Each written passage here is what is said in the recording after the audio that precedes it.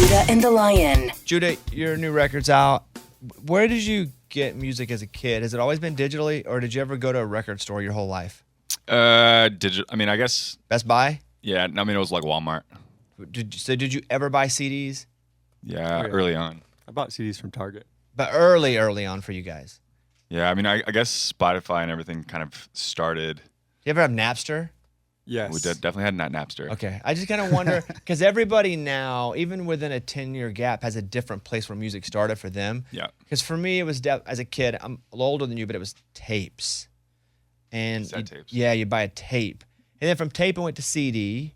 And I was very much in CD. First two CDs ever, Mariah Carey and AC/DC. Same time. I'm varied, my interests are varied. Was that Columbia House? No.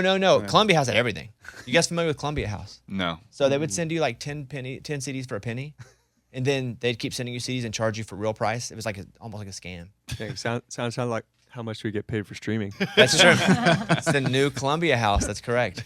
And so then it was Napster, and then it's everything. But where do you guys make any money at all from streaming? Do you feel it, or is it all tour now? Like when you're making your music for your career so you can support yourself, where does the most money come from? Is it touring?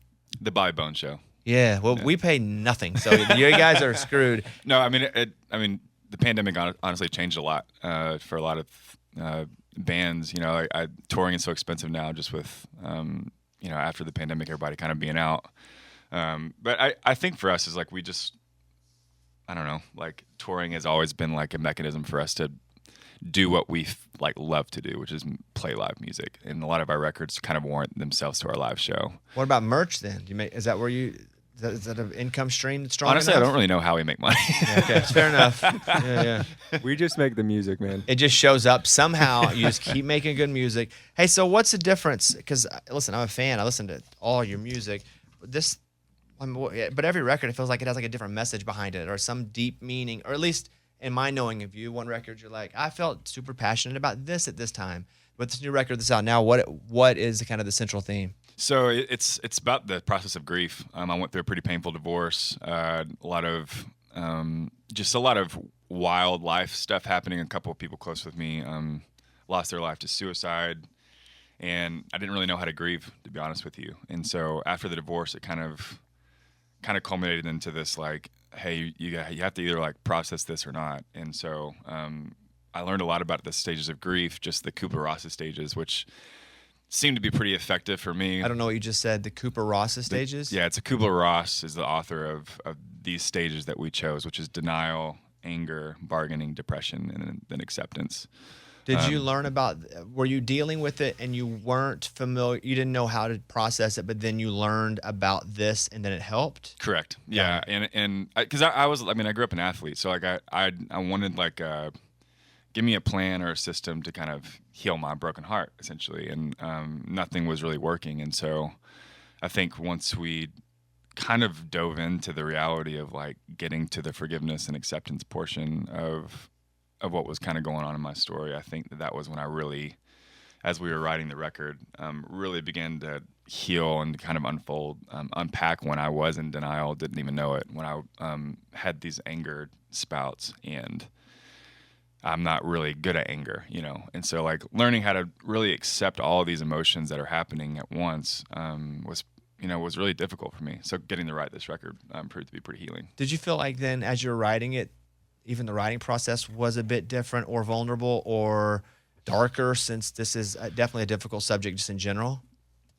Yeah, I mean, it's hard to go back to those places, to be honest with you. I mean, we would do like our song "Floating in the Night," which is in the anger section. So we wrote like a few songs per stage, and like even going to doing like vocal takes or "Floating in the Night," like I found myself angry about what was going on, but it happened like a few years back. So I think there's three different kind of phases for us when we make music, and it's almost like a mourning or a grieving. It's like writing it is healing, recording it comes with a lot of emotions, and then the aftermath of it is like playing it, releasing it and playing it live with people that are connecting. So I feel like in a lot of ways that's just how artists heal.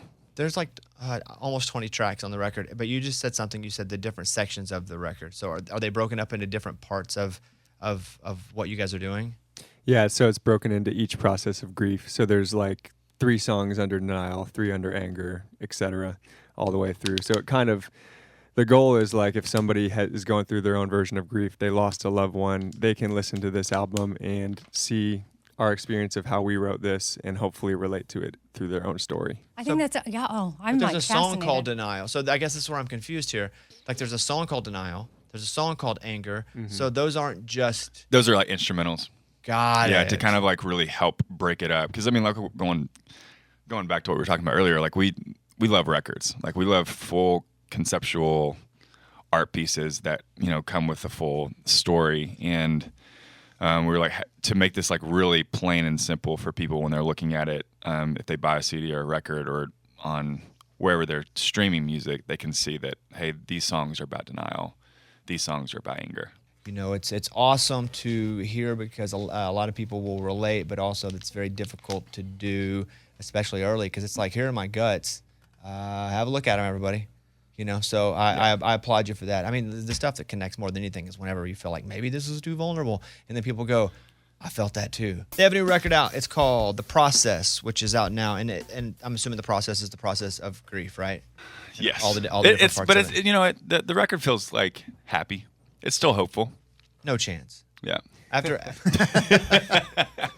are there happy songs on the record? Yeah, there's like the happy end, songs. maybe the end. and the acceptance. Yeah, the acceptance. Okay. Section. But 'Cause I'm gonna tell you. there's this undertone of hope. Don't you worry. I'm not saying not hopeful. There's a lot of hope and sadness. I've had it, but happy I did not expect after the experience we just had. I mean, did you go watch them with Need to Breathe? I did, yeah, and it was amazing. Yeah. So good. And I'm particularly intrigued by this album and the concept behind it, because some people don't know even the Kubler Ross or have that, but this is a way for them to have it, and you provided a roadmap where they can start on the journey from song 1 to song 20? 19, yeah. To song 19, but also to know that grief, yes, there's an order to the stages, but we can go in and out of them at any given time. And so for them to know that, like, oh, I can listen to these particular songs now, and make it to acceptance, but hey, you might have to go back to the anger part again or the denial part. Well, and that's